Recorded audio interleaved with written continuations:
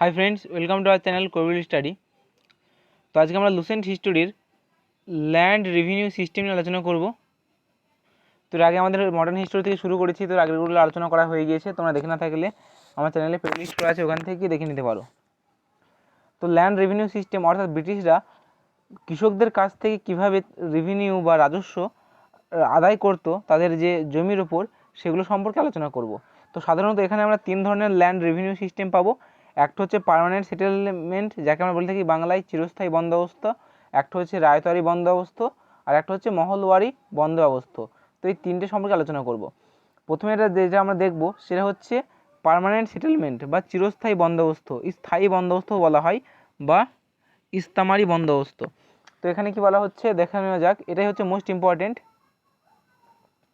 তো এই যে আছে এগুলো তোমাদের যে বিভিন্ন ল্যান্ড রেভিনিউ সিস্টেমের, এখানে জিনিস সব থেকে বেশি জোর দিতে হবে সেটা হচ্ছে এই ল্যান্ড রেভিনিউ সিস্টেমটা কোন কোন এলাকায় হয়েছিল, এটা কত সালে চালু হয়েছিল এবং কে চালু করেছিলেন, আর এই সম্পর্কে বেশি কিছু তোমাদের জিনিস ধারণা রাখা দরকার। তো প্রথমে আমরা যেটা জানবো সেটা হচ্ছে চিরস্থায়ী বন্দোবস্ত কোথায় চালু হয়েছিল। তো চিরস্থায়ী বন্দোবস্ত হচ্ছে বাংলা, বিহার এবং উড়িষ্যাতে এটি চালু হয়েছিল, এবং তাছাড়াও কোথায় বেনারস এবং মাদ্রাজের কিছু উত্তর ভাগে এই চিরস্থায়ী বন্দোবস্ত চলছিল। এই চিরস্থায়ী বন্দোবস্ত চালু করেন লর্ড কর্নওয়ালিস 1793 সালে। মোস্ট ইম্পর্ট্যান্ট, চিরস্থায়ী বন্দোবস্ত চালু করেন কে? লর্ড কর্নওয়ালিস 1793 সালে। আর এই চিরস্থায়ী বন্দোবস্ত বা পার্মানেন্ট সেটেলমেন্ট এর প্ল্যান তৈরি করেছিলেন জন শোর। তো এই বেসিক্যালি কি বলা হয়, এতে বেসিক্যালি চিরস্থায়ী বন্দোবস্ত বলা হয় যে একটা জমি আছে, জমি ধরো চাষ করছে কৃষকরা, সেই জমি থেকে যে টোটাল রাজস্বটা উঠবে, রাজস্ব তো কৃষকের কাছে কিছু পরিমাণ থাকবে, আর বাকি যে তার 11 ভাগ, এখানে খুবই সংক্ষেপে দেওয়া আছে, সেরকম ডিটেলসে দেওয়া নেই। তো সেই 11 ভাগের মধ্যে 1 ভাগ রাখবে জমিনদাররা, আর বাকি 10-11 ভাগ সেটা ব্রিটিশদের কাছে রাখতে হবে, মানে ব্রিটিশদেরকে দিতে হবে। কিন্তু ব্রিটিশদেরকে যে অ্যামাউন্টটা দিতে হবে সেটা ফিক্সড অ্যামাউন্ট।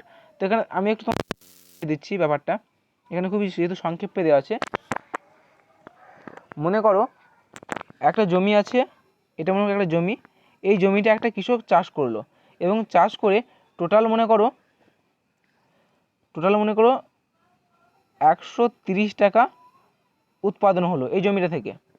আর কোম্পানি কি করেছে, কোম্পানি ফিক্স একটা রেট বলে দিয়েছে পার্মানেন্ট সেটেলমেন্টে, যে আমাকে তোমাদের জমি যারই হোক না কেন প্রতি বছর আমাকে একটা ফিক্সড রেভিনিউ দিতে হবে। অর্থাৎ কোম্পানি মনে করে দাবি করলো, ব্রিটিশ কোম্পানি, যে প্রতি বছর তাকে মানে প্রতিটা যে রাজস্ব উঠবে তাকে 100 টাকা ফিক্স দিতে হবে। তো কোম্পানি যদি 100 টাকা ফিক্স নিয়ে নেয়, বাকি পড়ে থাকছে 30 টাকা, সেই 30 টাকা কার কার মধ্যে যাবে? 30 টাকা হচ্ছে জমিদার নেবে, আর বাকি যে কৃষক বা কাল্টিভেটর তার মধ্যে এই 30 টাকাটা ভাগ হবে। তো এখান থেকে মনে করো জমিদার নিল 20 টাকা আর কাল্টিভেটরকে দিল 10 টাকা, বা জমিদার নিল 25 টাকা, কাল্টিভেটর নিল 10 টাকা। ঠিক এভাবে তো কি পরের বছর যদি এখানে মনে করো যে 170 টাকা ইনকাম হলো, 170 টাকা ইনকাম হলেও ব্রিটিশ সবসময় পাচ্ছে 100 টাকা, আর এখানে মনে করো জমিদার নিল 50 টাকা আর কাল্টিভেটরকে দিল 20 টাকা। ঠিক এভাবে অর্থাৎ প্রতি ক্ষেত্রে ব্রিটিশের যে রেভিনিউ সেটা কিন্তু সেম থেকে যাচ্ছে পার্মানেন্ট সেটেলমেন্টে। তো এর ফলে কি হয়, এর ফলে পার্মানেন্ট সেটেলমেন্টটা একসময় ফেল হয়ে যায়, পার্মানেন্ট সেটেলমেন্ট কিন্তু ফেল হয়ে যায়। কারণ এখানে দেখো ব্রিটিশদের কোনো মানে রাজস্ব নতুন করে উৎপাদন করা হলেও ব্রিটিশদের সেখানে কোনো লাভ হচ্ছে না, তো এটা একসময় এটা ফেল হয়ে যায়। আর একটা কি ঘটনা দেখা যায়, এই যে ব্রিটিশরা কি করে জমিদারদের ওপর সমস্ত ওনারশিপ দিয়ে দেয়, ব্রিটিশরা জমিদারদের ওপর, অর্থাৎ জমিদারদের কি করে, জমিদারদের যে তোমরা বিভিন্ন কাল্টিভেটরকে ফোর্স করতে পারো টাকার জন্য, মানে ট্যাক্স কালেকশনের জন্য, এবং তাদের কাছ থেকে ট্যাক্স নেয়। আর জমিদাররা কি করে, বেশি বেশি ট্যাক্স তাদের কাছ থেকে সংগ্রহ করে, এবং বেশি বেশি ট্যাক্স নেওয়ার ফলে ধরো ব্রিটিশ থেকে ইন্ডিয়াকে তো সেম পয়সাই দিচ্ছে, সে 100 টাকা নিলে 100 টাকাই দিচ্ছে, আর যে বাকি ট্যাক্সটা যে কালেক্ট করছে সেটা কিন্তু জমিদার নিজের কাছে রাখছে। তো এখানে দেখো it declared zamindar as the owner of land. তো এই যে পার্মানেন্ট সেটেলমেন্টে এখানে জমিদারকে ল্যান্ডের ওনার বা মালিক হিসেবে ঘোষণা করা হয়। হেন্স দে কুড কিপ, এবং দেখো সে 11 ভাগের মধ্যে 1 ভাগ রাখতে পারবে, মানে রেভিনিউ কালেক্ট করার পর তার কাছে রেখে দেবে। অন্যদিকে ব্রিটিশ 11 ভাগের মধ্যে 10 ভাগ রাখতে পারবে টোটাল যে রেভিনিউ কালেক্টের পর। আর এই যে জমি, একটা জমির ওপর কতটা পরিমাণ রেন্ট হবে কি না হবে সেটা কে ফিক্স করতো, সেটা ফিক্স করতো জমিদাররাই ফিক্সড করতো। তো বলতেই যে একসময় জমিদাররা কী করে, কৃষকদের উপর প্রচণ্ড অত্যাচার করে, এরপরে বিভিন্নভাবে বিদ্রোহ দেখা যায়, তোমরা সেগুলো জানবে। তো দেখো, assured of their ownership many zamindar stayed in town. তো জমিদাররা কী করে, অনেক জমিদার তারা কিন্তু শহরে বসবাস করতে শুরু করে দেয়, অর্থাৎ অ্যাবসেন্ট ল্যান্ড লর্ডিজম, অর্থাৎ জমিদাররা কী করে, তারা টাউনে বসবাস করতে শুরু করে দেয় বিভিন্নভাবে। আর তারা কী করে, জমিদাররা তারা কিছু লোক নিয়ে সেই কৃষকদের কাছ থেকে ট্যাক্স আদায় করতে পাঠায় এবং তারা বেশি বেশি করে ট্যাক্স আদায় করার চেষ্টা করে কৃষকদের কাছ থেকে, এবং কৃষকদের অবস্থা খুবই মানে দুরবস্থার সৃষ্টি হয় কৃষকদের। তো এটা হচ্ছে পার্মানেন্ট সেটেলমেন্ট, এগুলি হচ্ছে পার্মানেন্ট সেটেলমেন্টের। তো এরপর আমরা জানবো রায়তওয়ারি সিস্টেম। রায়তওয়ারি সিস্টেম, তো এখানে যে রায়তওয়ারি দেখতে পাচ্ছ, এই রায়ত মানেই হচ্ছে কিন্তু কৃষক। তো রায়তওয়ারি সিস্টেম হচ্ছে, এটা ইন্ট্রোডিউস কোথায় কোথায় হয়েছিল, বোম্বাই, মাদ্রাজ 1820 সালে।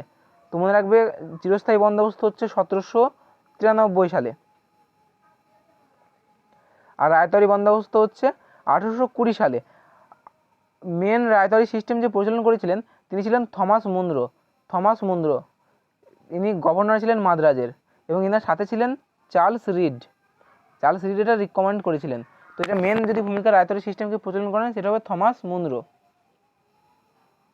তো এই রায়তওয়ারি সিস্টেম কী করা হয়, আগে তো আমরা দেখছিলাম যে ব্রিটিশ থেকে কার কাছ থেকে যাচ্ছে, ব্রিটিশ থেকে যে জমিদার আছে তার কাছ থেকে যাচ্ছে, সেই জমিদার সরাসরি কৃষকদের কাছ থেকে বা কাল্টিভেটরদের কাছ থেকে ট্যাক্স কালেক্ট করছে। তো এক্ষেত্রে আমরা সেটা দেখতে পাবো না, এক্ষেত্রে এই রায়তওয়ারি সিস্টেম আমরা দেখতে পাবো সেটা ব্রিটিশ থেকে সরাসরি যাবে কাল্টিভেটরের কাছে বা রায়তের কাছে, আমরা বলে থাকি রায়ত। কাল্টিভেটর বা রায়তের কাছে সেখান থেকে সরাসরি ট্যাক্স সংগ্রহ করবে এই রায়তওয়ারি সিস্টেমের দ্বারা। তো in this a direct settlement was made between the government and রায়ত। এখানে দেখো গভর্নমেন্টের সাথে একবারে সরাসরি রায়তের একটা লিঙ্ক পাচ্ছি আমরা, অর্থাৎ গভর্নমেন্ট সরাসরি রায়তদের কাছ থেকে ট্যাক্স তুলছেন। আর এখানে যে চুক্তি হয়, যে কৃষকদের সাথে ব্রিটিশদের যে চুক্তি, সেটা কিন্তু 30 বছরের জন্য বেশি যেন না হয়, অর্থাৎ সর্বোচ্চ সেটা 30 বছরই এক্সিস্ট করতে পারবে। একটা ফিক্সড রেভিনিউ সেখান থেকে নেবে। The revenue was fixed for a period not exceeding 30 years on the basis of quality. এবং সেখানে ছাড়াও দেখো, এই যে চুক্তিটা করেছিলেন, যে ব্রিটিশের সাথে যে কাল্টিভেটর বা রায়তের যে চুক্তিটা হয়েছিল, সেটা যে আমি তোমাদের কাছ থেকে এত টাকা নেবো, 100 টাকা নেবো কি 200 টাকা নেবো, সেটা হচ্ছে 30 বছরের যেন বেশি না হয়, সেই 30 বছরের মতো একটা চুক্তি করেছিল। এবং সেই চুক্তিটা যে সেখান থেকে কোনো একটা কৃষকের কাছ থেকে কত টাকা নেবে, সেটা কিসের উপর ডিপেন্ড করে নেওয়া হয়েছিল, সেটা নেওয়া হয়েছিল সেই জমিটার মাটির প্রকৃতি কেমন, তার জমিটার নেচার কেমন, সেখানে মানে ক্রপ কেমন হচ্ছে, এই অনুযায়ী একটা সায়েন্টিফিক রেন্ট থিওরি অনুযায়ী। এটা এই যে মানে এই থিওরিটা কার ওপর বেস করে, রিকার্ডোর সায়েন্টিফিক থিওরির ওপর বেস করে। মানে সেই সায়েন্টিফিক থিওরি হচ্ছে সেখানে কতটা পরিমাণ সয়েলের কোয়ালিটি কেমন, নেচারের কোয়ালিটি কেমন, সেখান থেকে কীরকম ক্রপ প্রডিউসিং হবে, এইগুলোর উপর ভিত্তি করে সেখানে একটা ফিক্সড একটা রেন্ট রেভিনিউ ধার্য করা হয়, এবং বলা হয় যে এটা তোমাদের 30 বছর অবধি থাকবে, এই রেভিনিউটা আমরা নিতে থাকবো। সাধারণত এটা রায়তওয়ারি সিস্টেম বলা হয়েছে। তো এখানে রায়তওয়ারি সিস্টেম মোস্ট এখানে ইম্পর্টেন্ট যে বোম্বাই, মাদ্রাজ, এগুলোতে এই সমস্ত জায়গাগুলোতে কিন্তু এটা ইন্ট্রোডিউস করা হয়েছিল। এরপর দেখা যাক, the position of cultivator become more secure but rigid system of revenue collection often forced him into clutches of the money leader. তো দেখো, এই যে পজিশন দেখছো কাল্টিভেটরদের পজিশন, এটা হচ্ছে মোটামুটি সিকিউর, কারণ সরাসরি এর সাথে গভর্নমেন্টের একটা লিঙ্ক পাচ্ছি। কিন্তু এই যে এদের কাছ থেকে যে চাঁদাগুলো তুলতে আসতো, তারা কিন্তু এদেরকে প্রায়শই ফোর্স করতো। যারা রেভিনিউ কালেকশন করতে আসতো তারা এদের কিন্তু প্রায়শই ফোর্স করতো, মানে এরা ফোর্সফুলি হতো মানি লিডারের দ্বারা, যাদের কাছে চাঁদা তুলতে আসতো, এবং এর ফলে এরাও কিন্তু বিদ্রোহ ঘোষণা করে।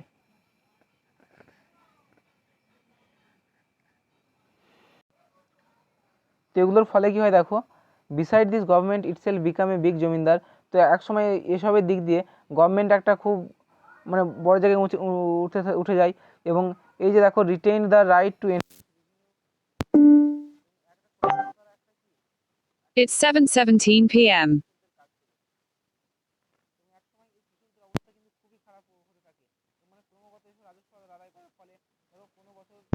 হয়তো মানে কৃষকদের জমি তো ঠিক থাকছে না, কোনো বছর হয়তো বৃষ্টি হলো, অধিক বর্ষার ফলে কিছু জমির ক্ষতিগ্রস্ত হলো, কোনো বছর খরা হলো, তো একটা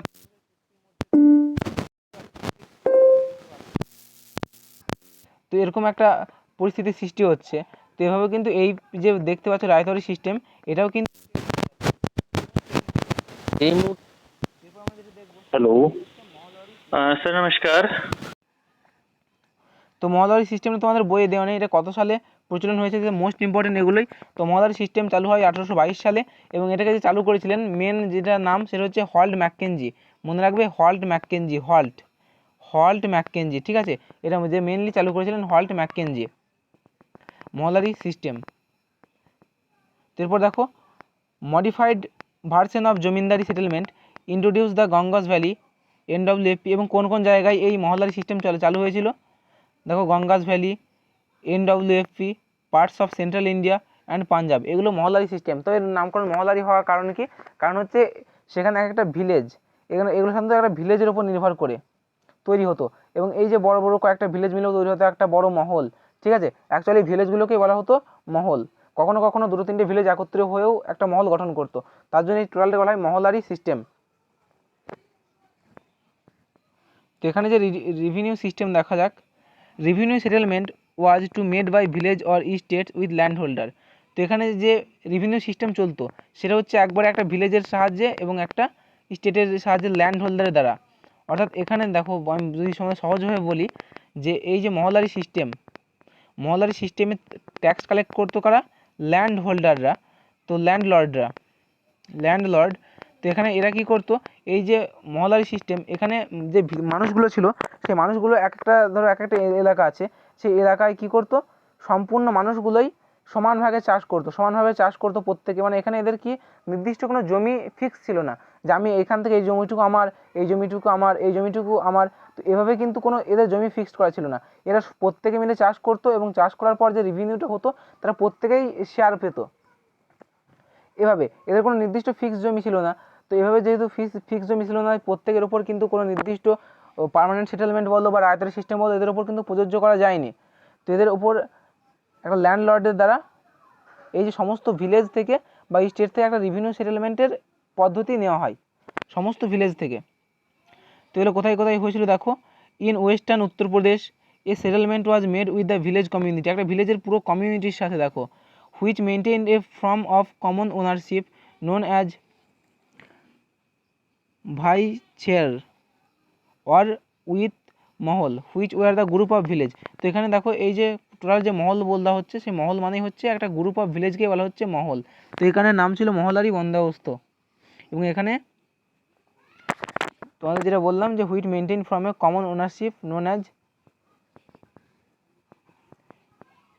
ভাইচেয়ার। তো এরপর দেখা যাক, এরপর হচ্ছে রেভিনিউ ওয়াজ পিরিয়ডিক্যালি রিভাইজড। তো এখানে যে রেভিনিউগুলো হতো সেটা শুধু হচ্ছে পিরিয়ডিক্যালি রিভাইজড হতো এই মহলারি বন্দোবস্তায়। এরপর নেক্সট হচ্ছে colonial impact of land revenue system. তো এই ল্যান্ড রেভিনিউ সিস্টেমের ফলে কী কী আমাদের কলোনিয়াল ইম্প্যাক্ট পড়েছে, কী কী প্রভাব পড়েছে সেগুলো আমরা দেখব। The land settlement introduce market economy and did away with customary right, cash payment of revenue encouraged money lending activity. তো এখানে দেখো একটা ক্যাশ পেমেন্টের একটা খুবই প্রভাব লক্ষ্য করা যায়। তো এখানে কি হয়, যে সমস্ত কৃষক বা কাল্টিভেটরগুলো থাকে তারা দেখো যে কৃষকদের জমির ফসল হলো কি হলো না সেটা কিন্তু ব্রিটিশ কোম্পানিরা দেখছে না। তারা কি করছে, তারা তাদের রেভিনিউ চায়। তো কৃষকরা যে করেই হোক তাদের রেভিনিউ দেবে, না হলে বলছে তাদের যে নিজস্ব জমি থাকবে সেই জমিগুলো সেই ব্রিটিশ কোম্পানি দখল করে নেবে এবং সেই জমিগুলো অন্যজনকে প্রদান করবে। তো এর ফলে কী হয়, কৃষকদের যে করেই হোক তাদের ব্রিটিশদের কিন্তু যে রেভিনিউ সেটা কিন্তু মানে শোধ করতেই হবে। তো এর ফলে কৃষকরা কী করে, কৃষকরা যে বিভিন্ন মহাজন আছে সেই মহাজনদের কাছে যায় এবং সেখান থেকে বিভিন্ন সুদের হারে চড়া সুদে, বিশেষ করে চড়া সুদে টাকা ধার নেয়, এবং সেই টাকা নিয়ে তারা ব্রিটিশ কোম্পানিকে দেয় এবং এভাবে শোধ করে থাকে। কিন্তু পরের বছর যখন কৃষক ফসল ভালো না হয় তখন যে সমস্ত যে মহাজনরা থাকে সেই মহাজনরা কৃষকদের উপর বিভিন্ন অত্যাচার করে এবং তাদের যে জমি থাকে সেগুলো দখল করে নেয়। তো এরকম নানা রকম সমস্যার সম্মুখীন হয়ে যায়, যাকে আমরা বলে থাকছি দেখো ইট সার্পেন্ট সোশিয়াল ডিফারেন্স, একটা সোশ্যাল ডিফারেন্সিয়েশনের সৃষ্টি হয়।